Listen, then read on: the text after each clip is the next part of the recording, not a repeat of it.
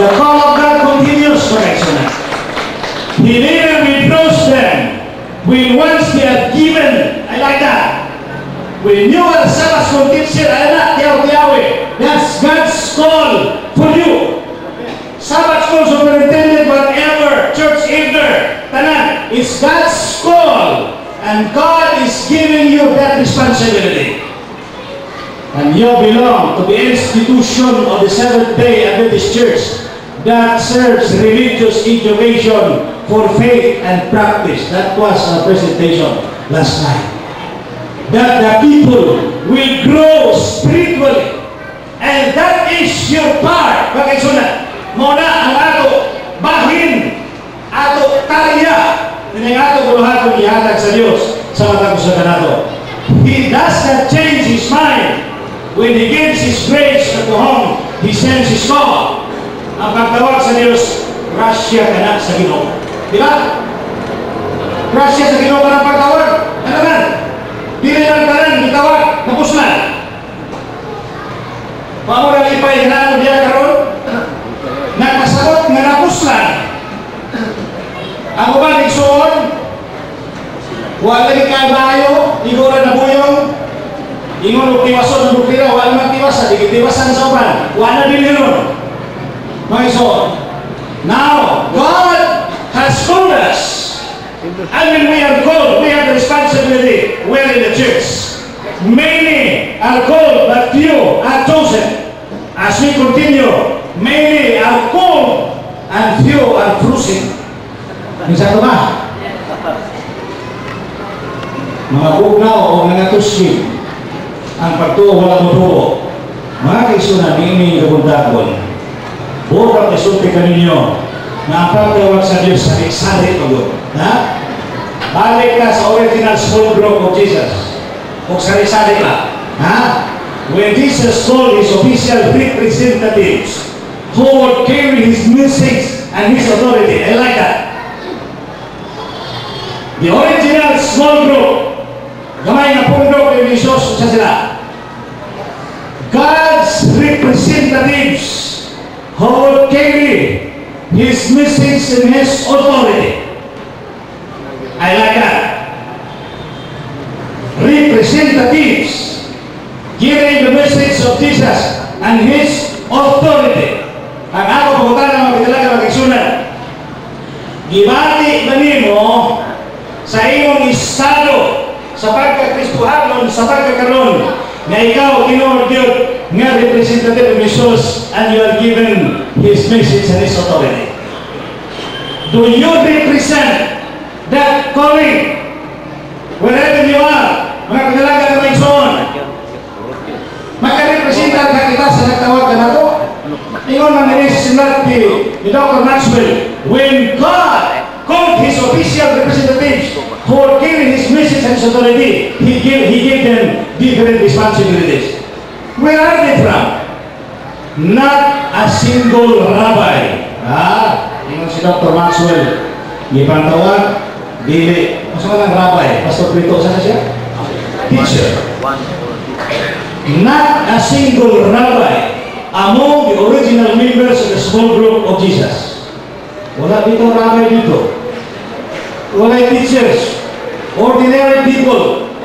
Gitawag sa Diyos. Wala dipili. Tanan na puslan. Second, not a single scribe. Wala iskriba dito. So malang iskriba? Sekretary? Scribe. Na maayos sa mga sulat-sulat. Not a single Pharisee. Kato mga bantugan sa panahon ni Jesus. Nga sila mga right sila.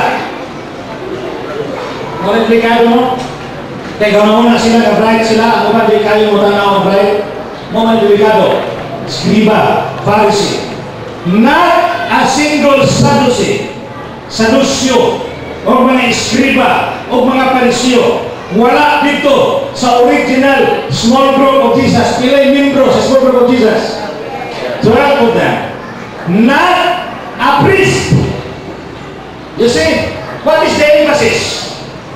That the call of God does not limit on people in this category. Not what?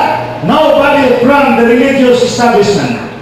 In other words, bisag asa ginagikan magkaigsunan, basta ang Dios nagalantaw nimo, nga ibutan ka na sa iglesia aron ka mapuslan, bahala kung sa imong original o kagikan, ang Dios na mayroon nimo.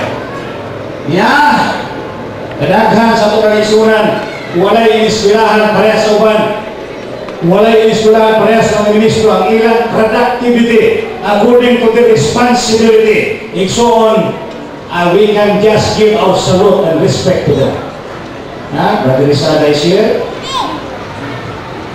Wala na yung taon sa Papa ng Prito, nga amo yung taon sa ligan ng Diyos, sa matabaho ko niya ito, amo sa biganan. But these people produce ministers for the church. Yeah. Mr. Eliasir, uban pa mga haligi, ito ni Pabliga, kaniyan ito, mga tigparuyo sa tubuhan. Not from the religious establishment. Ingon si Dr. Maxwell, it is a strange irony. Because when Jesus chose them, He selected not from any extraordinary abilities or spiritual superiority. Nakita niyo na? Not from extraordinary abilities. Sa ato pa, sumala o kinsa kita, o niya kita sa sunod sa iglesia, may tuyo ang Diyos alang kanimo o niyang imong pagkamapuslanon parehas na sa tanan nga level sa magbubuhat ng ipangbutan sa Diyos. He seems to have deliberately chosen men who were notable only for their being an ordinary person. Ordinariness. Di ba nito Dixon? Ang buot ako isalpi sa kaninyo na kung unsay gibilin sa Diyos sa atong pagkabuhaton, do it with dignity. Ingon sa description ni Dr. John MacArthur, not Maxwell. Despite the obstacles they faced to the original group of Jesus, they triumphed in the midst of great persecution, even martyrdom. They served with such exceptional courage and they continued serving. Nindot na ang isang pinumdong sa Tusunan. Sa panahon ni San Pablo, samtang si Timoteo iyang gibansay, ako mga kaisunan, saludo ko sa mga senior ministers na maayaw bitaw mubansay sa ilang mga young ministers, na maayong mupasunod sa ilang young ministers, nga dili sakit o mga sinubihan nga mapasunod sa ilang young ministers. O nakita na mo ilang pagdumala na mo kaya ito, daghan kami gibaluan nga among isunod ang ilang mga confession sa ilang pagdamistro. Si San Pablo Mosuner, ingon siya nga ito kang Timoteo, Timothy my son, Timothy my son, I give you this instruction in keeping with the promises once made about you. Rivers of the word of God that inspired him. So that by following them, you will fight the good fight as you work for God, holding on to faith and a good conscience. Gitanaw ni San Pablo ang challenge sa usa ka bag-o nga recruit nga mag-aapil sa kurato sa iyang gipadasik. I give you this instruction in keeping the promises, rivers of the words of God, nga gibuhat o gipasunod alang kanimo, aron sa pagsunod kanila, makigbugno ikaw sa maayong pagpakigbugno. Komentaryo, alang sa pagbuhat sa Ginoo, magpabiling halikon sa pagtuo o maayo na panghuna-una alang sa pagbuhat. Good conscience.